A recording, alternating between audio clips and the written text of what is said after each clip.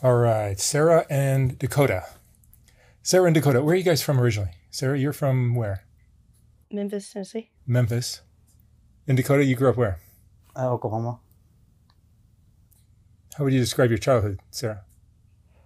Pretty good for the most part. My parents were always together, but my dad struggled with drugs. And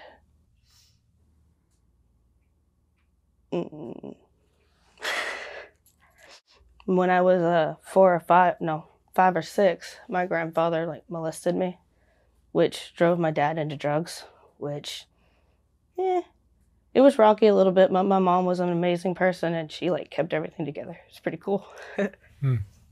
You finished high school?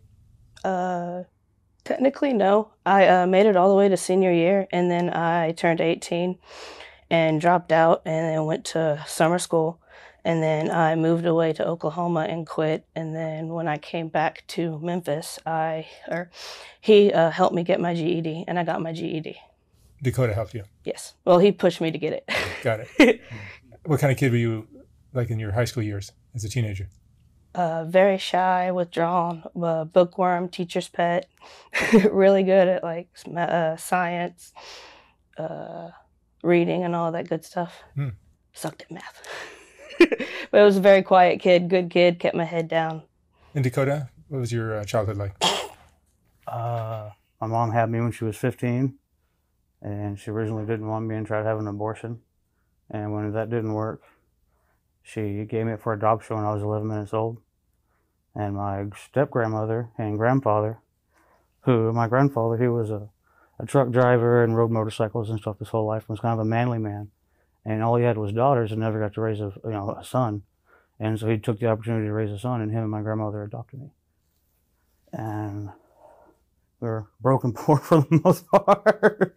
We kind of came up me and her on different spectrums. And you grew up wealthy, Sarah? Upper middle class. My dad was a pretty good airplane mechanic at FedEx for a while until his downfall, and he got kicked out because he failed a drug test. Oh, I see. So Dakota, you graduated high school? No. No?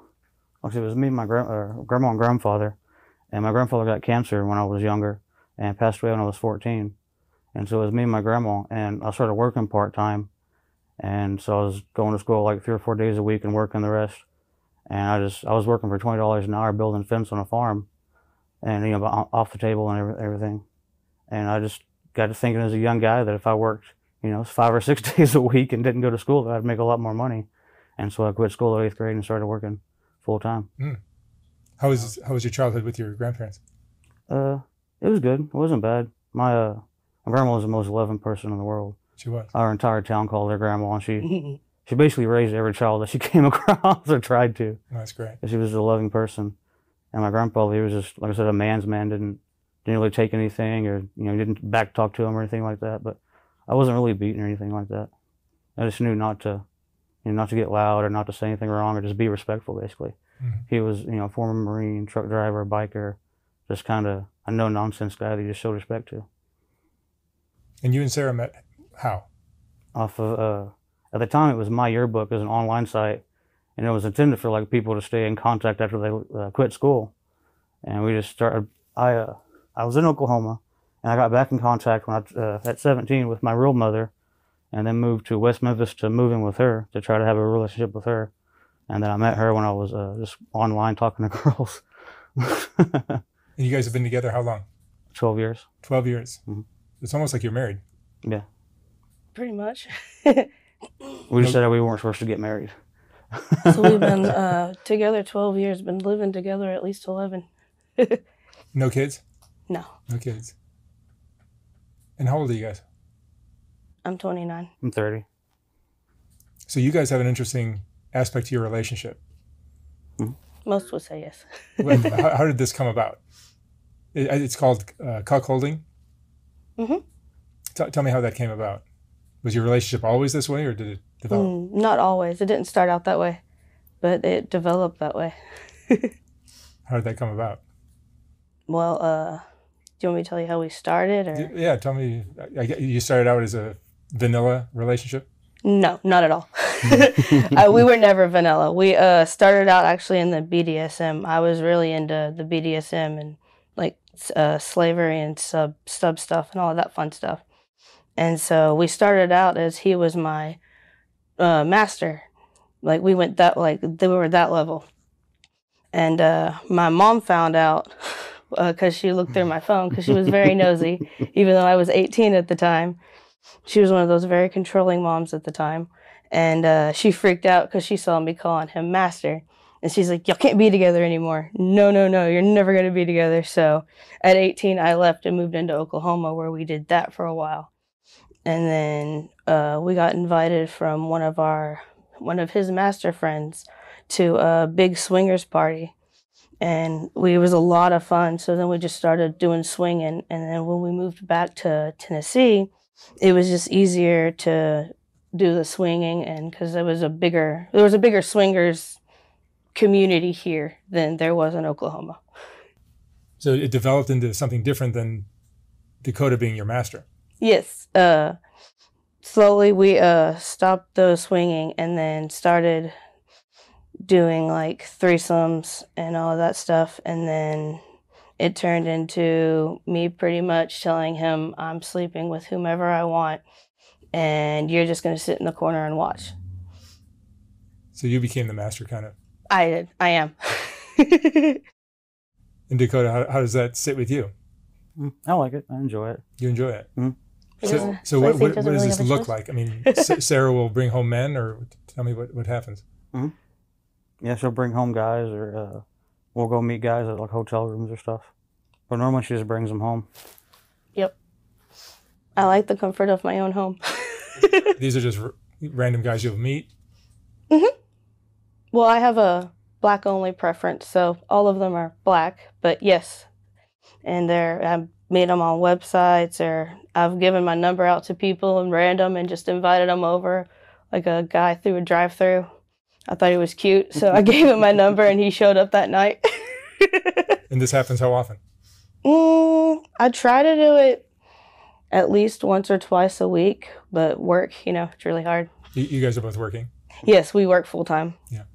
But I do it every opportunity I can when I get free time. Twice the past week. Yeah, twice so far.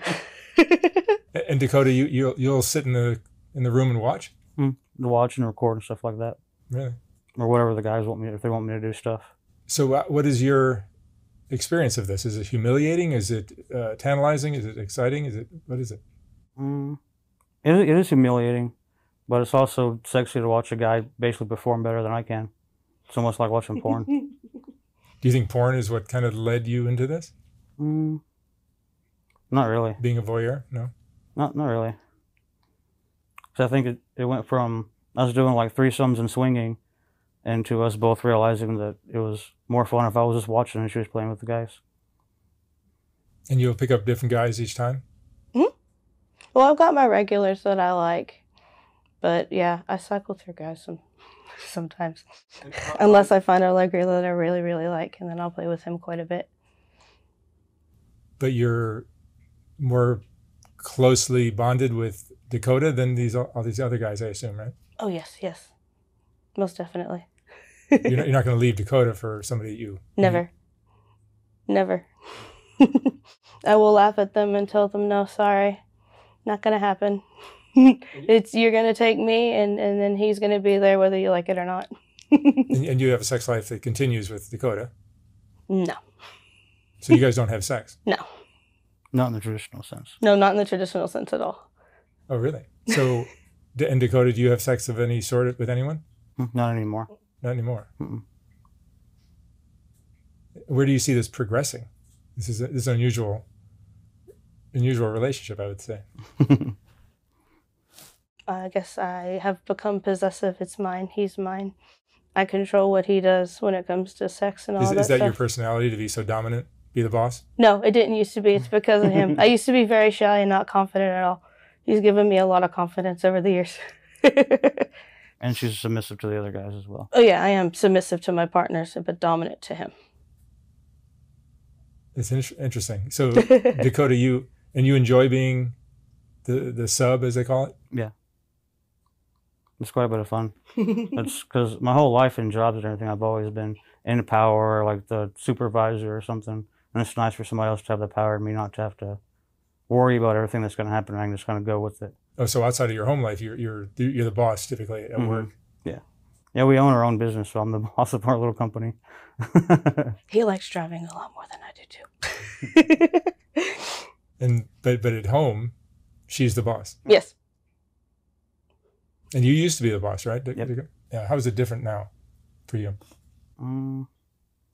Well, she controls every aspect basically now and has the same control that I had. And I just pretty much ask permission before I really do anything.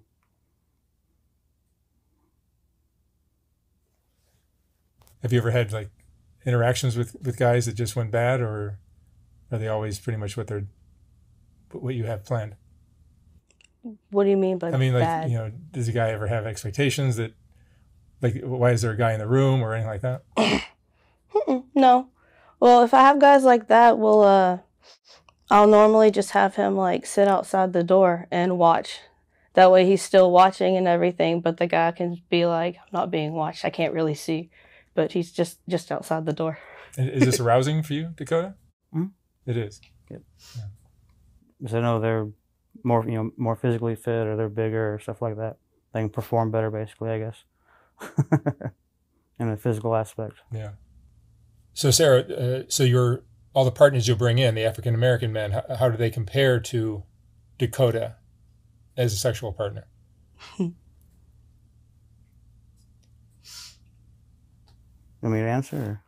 Yeah, you can answer. They're just a lot bigger than I am, honestly.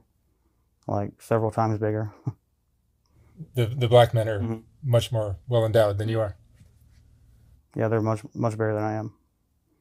And it's just an aspect of she seems to have more fun with them. She's louder. She seems to enjoy it more. I was like, there's a reason I like doing it in my bedroom and not in hotel rooms. Doing it in the comfort of my own home and not in a hotel room where there's walls on either side.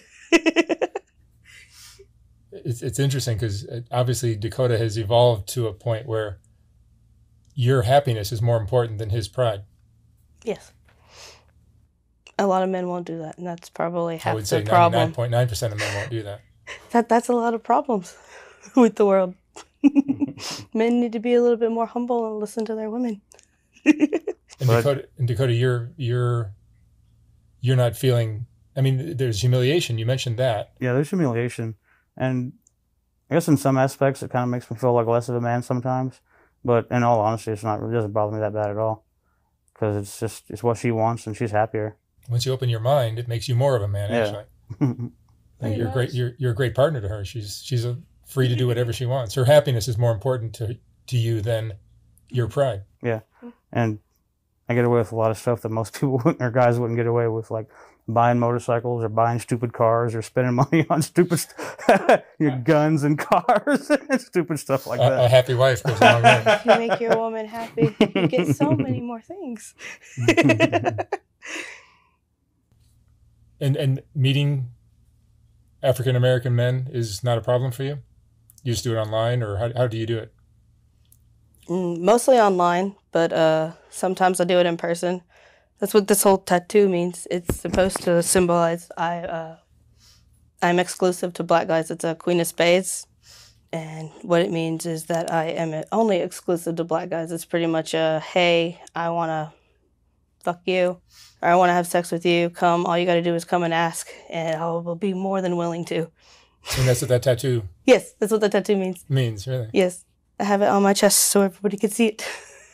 I would almost say that, like, even if we're together in public and a guy sees it, it's almost like a permission. Yeah, it's like permission. It's like, come say hi. Like you have permission to talk to her, flirt with her, stuff like that, in a way. Are you guys thinking of having kids? We've tried having kids since year 5 of this 12-year relationship, but over the years of just not using protection, all safely, mind you, I just realized that I just wouldn't get pregnant. And we've even tried like doing the whole planning stuff and having intercourse and stuff like that when you're ovulating, and just never happened, ever. Never even had a scare, not a once in our entire 12 years. Are you using condoms with all your partners? No. No. I don't. And you're not worried about getting pregnant? No, I'm not. It seems like you're not going to get We'd like to. I would like to, but I've just never been able to. You'd be okay if it was one of your other partners rather than Dakota? That's what we've tried to. Oh, that's what you're aiming for? Yes, it is. If I have kids, I want it to be mixed. Will you tell the father? If I know who the father is. Yeah. I mean, I'm just like, we're not going to ask for child support or anything. And we wouldn't want to hide it or It'll still be anything, his, but yeah, be very open about that as well. I don't want them to have any responsibilities. It'll still be our kid. Right. We wouldn't want to take anything away from them if they wanted anything like that. That's true. In all fairness. I wouldn't ask for child support, though, like any of that stuff. Right. Because in the years we've been together, and with stuff I've done with other girls, I've never had any scares and never almost got a girl pregnant. And going to the doctor, they attributed it to, you know, my size and everything, and not being able to perform right or well. And then with her and the other guys, so it's just because at first we didn't know if it was me not able to, you know, get her pregnant, her able to get pregnant. And then with the other guys and everything, it's both of us, I guess. Yes, we both have problems, but that's okay. We did what we horribly called a breeding party, and did like a gangbang where we checked all the guys, had papers and everything for like, tests and everything. But the whole point of it was to have, like 6 or 7 guys come over and all of them attempt to get her pregnant. Increase the chances pretty much. She was ovulating. And it never worked. So. Yeah, I guess if you don't get pregnant after that, it don't really. And we've done the tests and everything. They all came back that she can get pregnant. So we haven't went and got the more extensive tests and stuff like that. But it costs a lot. All the initial testing all came back perfect. But it is what it is. Yeah. We're happy. At this point, if it happens, it happens. If it doesn't, then it doesn't. It's not something we're going to try or not try for, I guess. Right. I would assume that this kind of relationship requires really great communication and trust. Oh, yes. Between the two of you? Mm-hmm. Yeah. Do you feel closer since this started, the relationship changed? I don't think so. I think we've always been No, really we've close. always been. I don't feel any different from the first couple years we've been together till 12 years from now. And after you have an interaction with some guy you met who comes by and just does his business and leaves, mm-hmm. you guys will talk about it afterwards, or you'll... Yeah, he helps clean up, does all that fun stuff. Then we just pretty much, it's puppy dog. We cuddle, watch movies, play games. Just we're in a really good mood. Shower and go back to yeah, normal shower life, and go back to hanging out. or whatever we got going on. And it's a normal, other than the other sexual partners, it's a fairly normal relationship, it sounds like. Mm-hmm. For the most part, yeah. People would think it's weird that sometimes I'll have him just wearing panties and stuff around the house, or I've gotten lots of people who've been like, you're cheating on him, you don't really love him, and all this, and it's just you just don't understand. you think that's it? Just people just are too close-minded? Yeah. I don't know how many times you don't really love her, or she doesn't really love you, you should leave her, blah, blah, blah, blah, blah. So you just don't understand.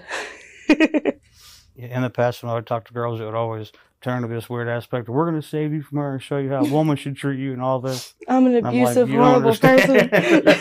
You're not interested. Mm-mm. Yeah. You're faithful to Sarah. Yep. Even though she's unfaithful to you. Mm-hmm. Yep. Yeah. My grandmother, who's now passed away, used to tell everybody that she's the only reason I'm still alive. Because I was into a bunch of dealing drugs and hanging out with the wrong people, getting in trouble.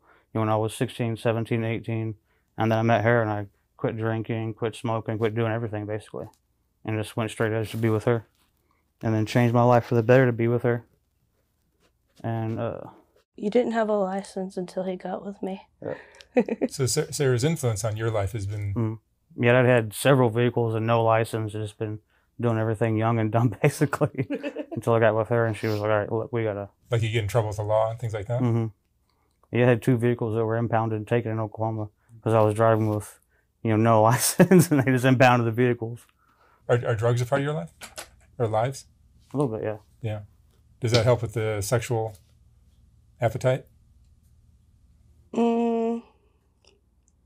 Sometimes. I mostly for like the anxiety, depression, stuff like that. Mm-hmm. And then Smoke a lot of weed. yeah, smoke a lot of weed. But nothing hard. None of the harder drugs. Because of my childhood or whatever, I've never ever wanted to do anything hard. Never even thought about it. I was 12 years old and I found my dad's crack pipe in the yard one day. And that, I don't know, it left a lasting impression that I'd never ever want to do anything like that. Oh, is that right?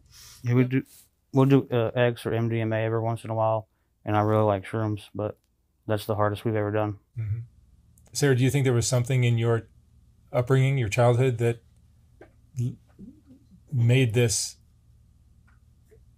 work for you, or give you this desire to have all these multiple partners, and do it, outside of your relationship with your main partner?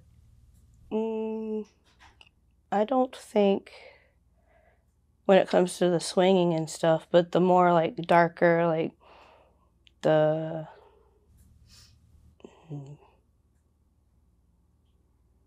more sadistic and that kind of BDSM stuff, I would attribute to what happened when I was younger. Yeah.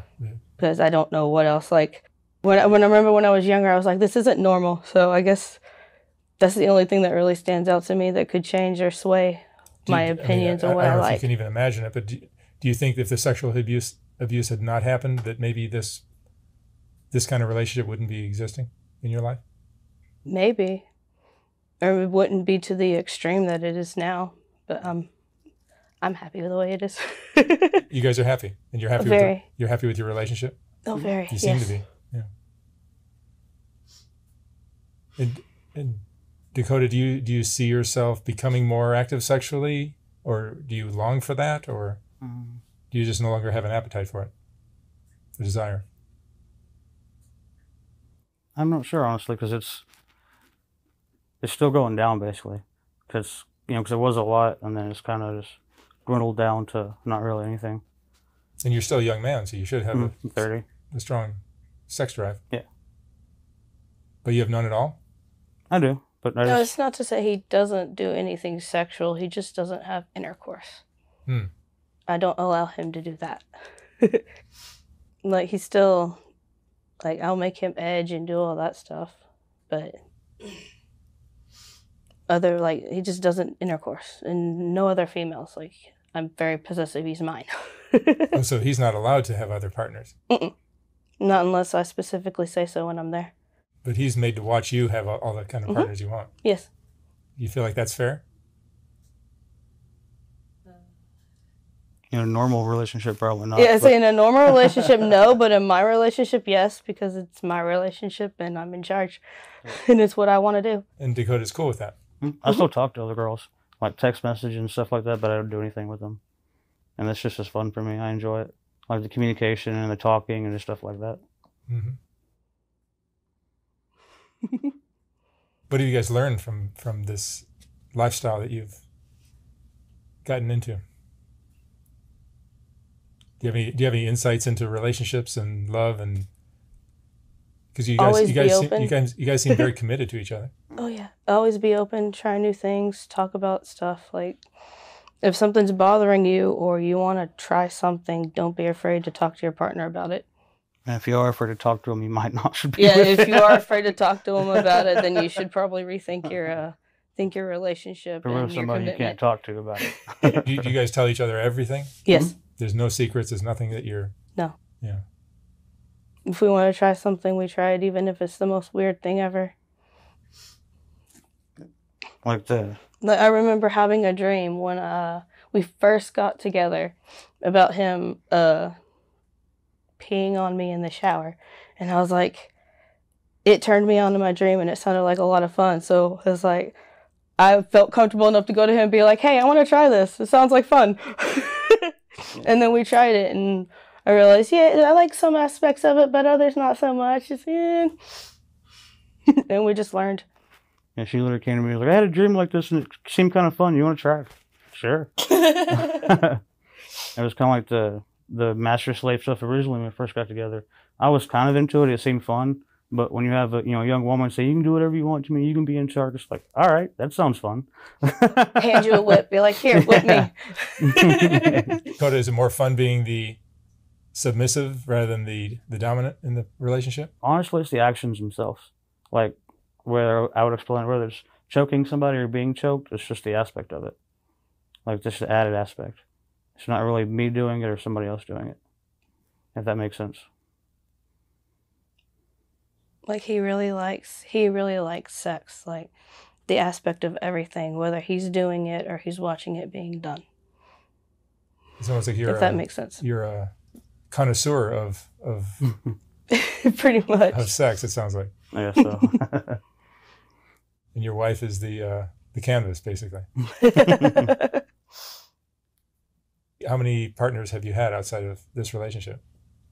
What do you mean outside, like of me and him? How many guys have you roughly brought into my relationship? Oh, yeah.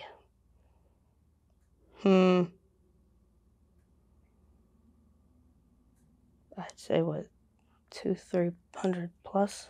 Yeah, he's been doing this a really long time. If it's 2 a week, like it will depend if you count just the cuckold type stuff or if you count everything we've done over the years. The 2 a week was 2 guys each time. So that would be 4 this week.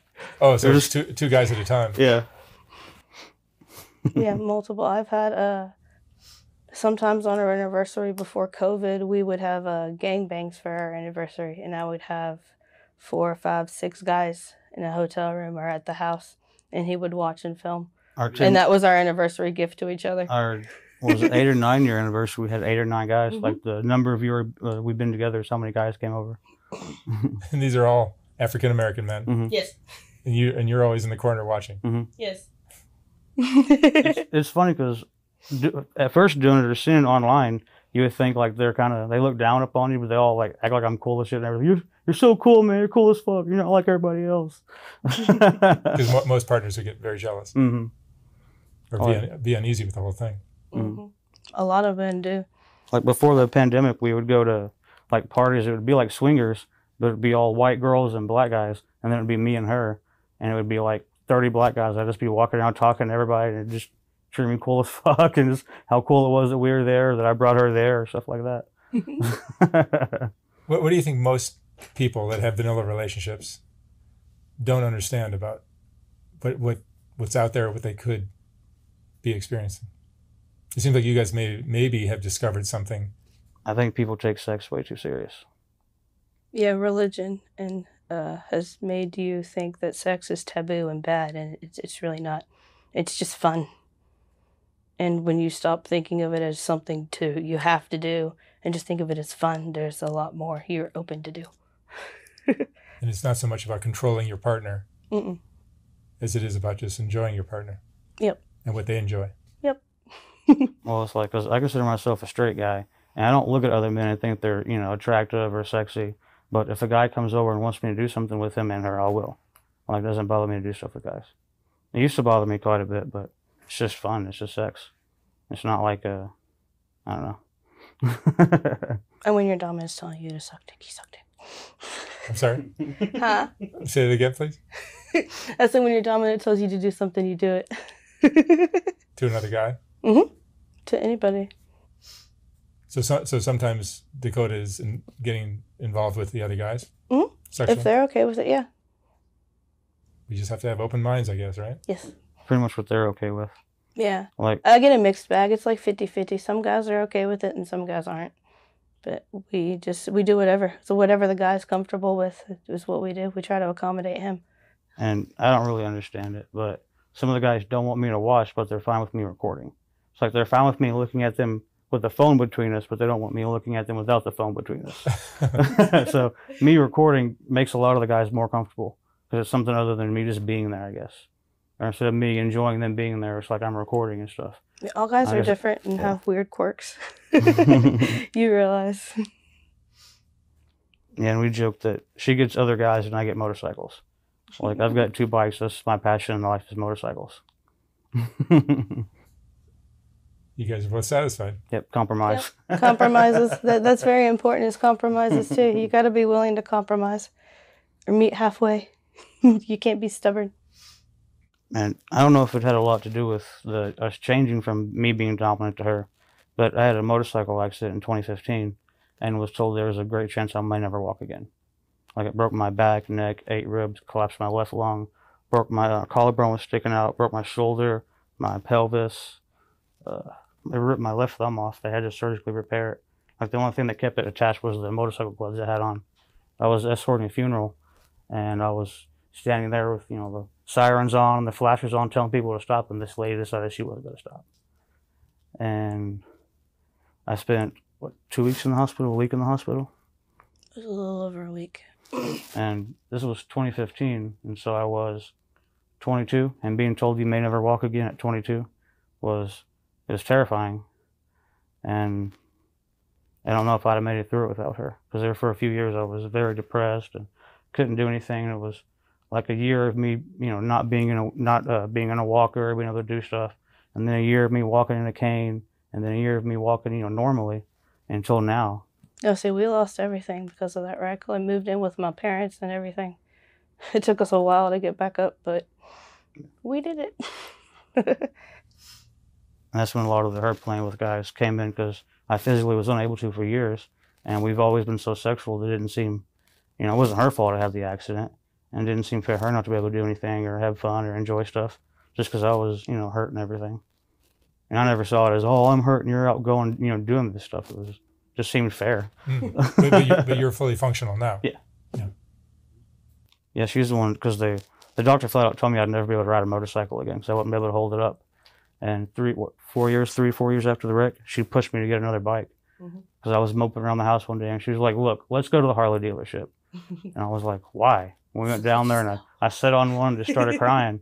And then we bought it a week later, and it's just been, bought another one like 6 months later. And that one time we had 3 bikes, and now we just have 2. Yeah. It seems like you guys have a great relationship. Yeah. Because like the other girls like said that they'll be like, we're going to save you from her and give you what you deserve. I'd be like, this woman wiped my ass for years, because I couldn't, you know, physically turn around. I was like, you don't get much more loving or devoted than that. So you would, it seems like it's obvious that you guys love each other. Oh, yes. But you're just very open-minded compared to most people. Yeah, I say compared to most people nowadays, very, yes.